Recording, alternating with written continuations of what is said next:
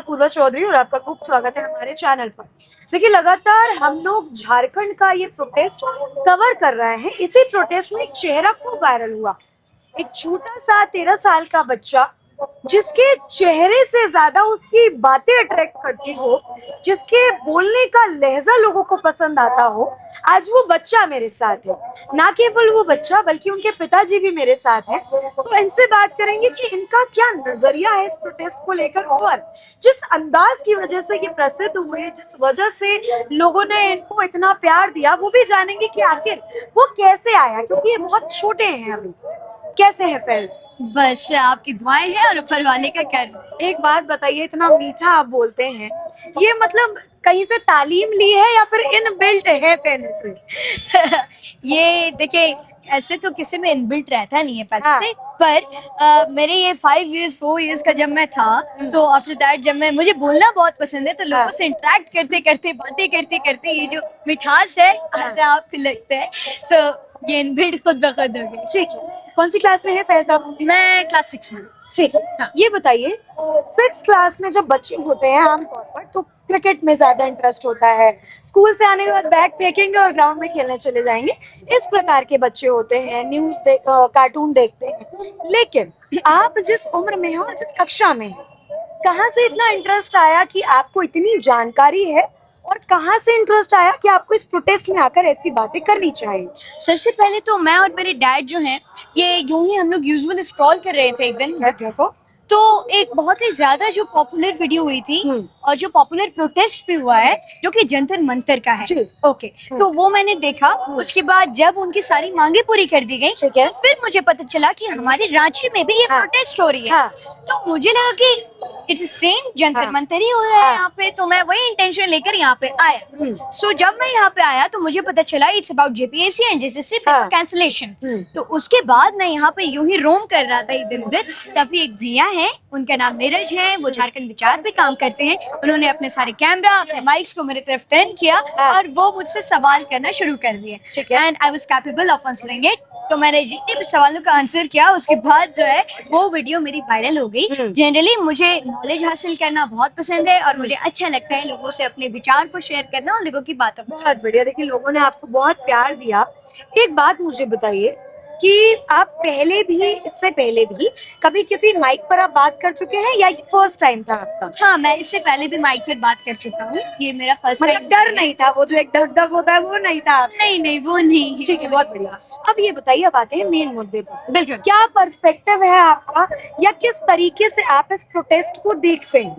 मैं इस तरीके से देखता हूँ कि ये जो प्रोटेस्ट हो रही है, ये जनरली एकदम सही प्रोटेस्ट है। यहाँ पे स्टूडेंट अपनी अधिकार, अपनी अकाउंटेबिलिटी, अपनी राइट्स की मांग कर रहे हैं, और ये मांग जायज है, क्योंकि हम यूथ है इस देश के। हमें इस देश को आगे बढ़ाना है। अगर हम इस देश को आगे बढ़ाएंगे तो क्या चीज जरूरी है? एजुकेशन जरूरी है, एयर जरूरी है, तालीम जरूरी है। तो ये चीज तो हमें गेन करना है ना, ये सारी चीजें तो बहुत जरूरी है। तो the first thing I would really want to share कि एजुकेशन सिस्टम जो है, उनमें पेपर लीक्स हो जा रही हैं, एग्जाम कैंसिलेशन हो जा रहा है, कभी ओएमआर शीट्स बाहर आ जा रही हैं। तो ये एक समस्या पैदा कर रही है, जो कि स्टूडेंट्स को आगे बढ़ने नहीं दे रही, उनको उनकी पोस्ट नहीं दे रही, उनकी मेहनत के हिसाब से उनका फल नहीं दे रही है। तो मैं सोचा कि फॉर माई फ्यूचर ऑल्सो, क्योंकि मैं भी अगर उस एज क्राइटेरिया में पहुंचूंगा तो मुझे भी एग्जाम्स को अटेम्प्ट करनी पड़ेंगी। और अगर मैं इस एग्जाम को अटेम्प्ट किया और उसके बाद मुझे कुछ ऐसा न्यूज मिला तो फिर क्या होगा? सो फिर मैं अपने फ्यूचर के लिए, और जितने भी दीदीज और भैयाज हैं जो 10-15 साल बड़ी मेहनत करते हैं, अपने सारे ख्वाहिशात को कुर्बान कर देते हैं सिर्फ एक चीज के ऊपर से उनके पास उनकी माँ बाप की उम्मीदें रहती हैं, उन्हें उनको भी फुलफिल करना होता है। वो सारी चीजों को लेकर यहाँ एग्जाम अटेम्प्ट करते हैं, और लास्ट में उन्हें क्या मिलता है? या तो पेपर लीक या तो एग्जाम कैंसिल। तो मैं सोचा कि मैं इसके लिए आवाज उठाऊं, और ये जो मेरी पर्सपेक्टिव है, ये जो सारा प्रोटेस्ट है, ये बिल्कुल सही प्रोटेस्ट है। अपने अधिकार की मांग की जा रही है और ये सही मांग। ठीक है। एक बात बताइए, 10 तारीख जो आने वाले 3 दिनों में है, ये कहा जा रहा है कि विधानसभा का घेराव होगा।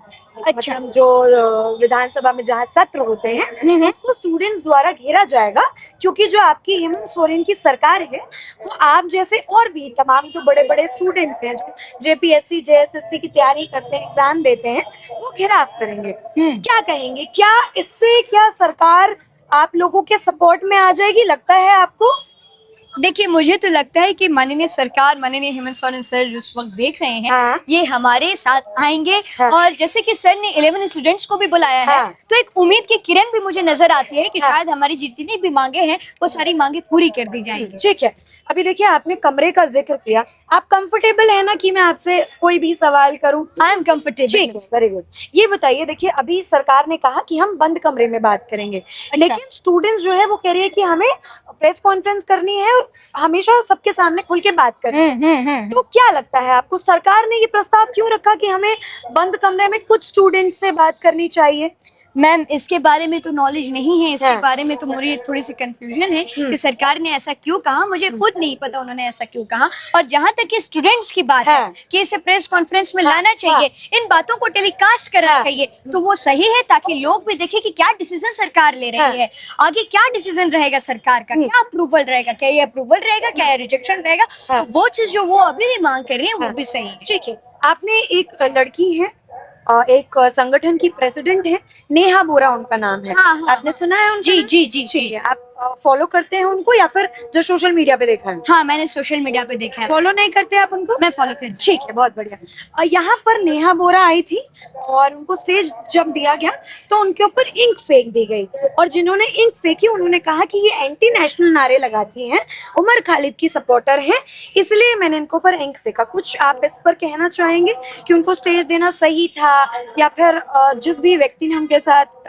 ऐसा व्यवहार किया, क्या आपकी ओपिनियन? देखिए जनरली मैं जितना जानता हूँ, हाँ। नेहा मैम ना, हाँ, नेहा बोरा जी, नेहा मैम को जहाँ तक मैं जानता हूँ कि नेहा मैम जितनी भी बात रखती हैं हाँ। वो एकदम 100% क्लैरिटी के साथ उस बातों को रखती हैं। वो उस बात को ऐसा रखती हैं कि किसी भी व्यक्ति को, किसी भी इंसान को वो बात अच्छे से समझ में हाँ, आती ठीक है। है। दूसरी बात, जितने भी लोगों ने उनको स्टेज दिया वो सही निर्णय लिए। हाँ। और हिना मैम जो थी, सॉरी नेहा मैम जो थी, नहीं, स्टेज मिल गया था। मिल स्टेज पर वो गई थी पर उनपे इंक फेंका गया। अच्छा, हाँ। तो उनको स्टेज मिल गई थी। हाँ। मैं यही जानता हूँ कि वो भी कोशिश करती थी अच्छी बात रखने हाँ। के लिए, हमारे स्टूडेंट्स के लिए भी। हाँ। और I have also seen her on the Jantar Mantar ji, also. बिल्कुल, बिल्कुल। और दूसरी बात कि जिस भी व्यक्ति ने इस इंक का काम किया है तो ये गलत बात है, अच्छी बात नहीं है, ऐसा ना करें। मैं उनको भी गलत नहीं बोलना चाहता, मैं उनको भी गलत नहीं दिखाना चाहता।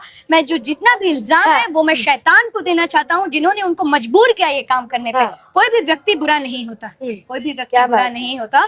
शैतान जो होता है ना, ये बहुत ज्यादा कमबख्त शख्स होता है। हाँ। ये इंसान को गलत काम करने पे मजबूर होता है, इसलिए कोई इंसान गलत। ठीक है, बड़े होके क्या बनना चाहते हो? बस मैं बड़े होकर एक अच्छा इंसान बनना चाहता हूँ जो इस समाज को हेल्प कर पाए, इस देश को और आगे बढ़ाए। ठीक है, बहुत शायरी भी अच्छा लगता है। कुछ एक आध सुना दो यार। हमने रातें किताबों के नाम की, अब सुबह इंसाफ के नाम होनी चाहिए। अगर मेहनत सच्ची हो तो मंजिल भी उसी के नाम होनी चाहिए। हाँ, क्या बात है। ना ताज चाहिए ना तख्त चाहिए, सिर्फ थोड़ा सा सच्ची मेहनत का वक्त चाहिए। जिस दिन न्याय बिकना बंद हो जाएगा उस दिन हर युवाओं का हौसला जीत जाएगा। हाँ। गलतियों से जुदा तू भी नहीं मैं भी नहीं, दोनों इंसान है खुदा, तू भी नहीं मैं भी नहीं। मैं तुझे और तू मुझे इल्जाम देते हैं मगर अपने अंदर झांकता तू भी नहीं मैं भी नहीं। माना कि गलत फहमियों ने कर दी दोनों में पैदा दूरियां, वरना बुरा तू भी नहीं मैं भी नहीं। हाँ जी, हाँ जी। इसको सीएम बना देना चाहिए। इस बच्चे को? ये बच्चा बस खाली देखने में लगता है, हाँ। लेकिन इसकी काबिलियत आप देखे हैं क्या, कितनी समझदारी से, कितने अच्छे अंदाज से, जैसे अमिताभ बच्चन को डायलॉग वैसे वो डायलॉग बोल देता है, इसने अमिताभ बच्चन को फेल कर दिया। इतना शानदार। तो ऐसा बच्चा जिसको इतनी अच्छी उम्र पे मत जाइए। जी जी, मेरी उम्र age is just a number. बस मेरी उम्र कितनी है? आपके दादाजी से ज्यादा बड़ा हूँ मैं। कोई बीमारी, दादाजी के होंगे कह रहे हो? दादाजी से बड़ा हूँ मैं। अच्छा। हाँ, और कोई दवाई नहीं खाता, कोई बीमारी नहीं है। ईश्वर आपको हमेशा स्वस्थ रखे। बस। हाँ बेटा, तो सीएम बना देना चाहिए आपको। अगर आप लोग चाह रहे हैं तो मैं उसे भी कबूल कर लूंगी। बहुत बढ़िया। अच्छा, और एक सवाल बाकी। हाँ। इसकी उम्र कितनी है?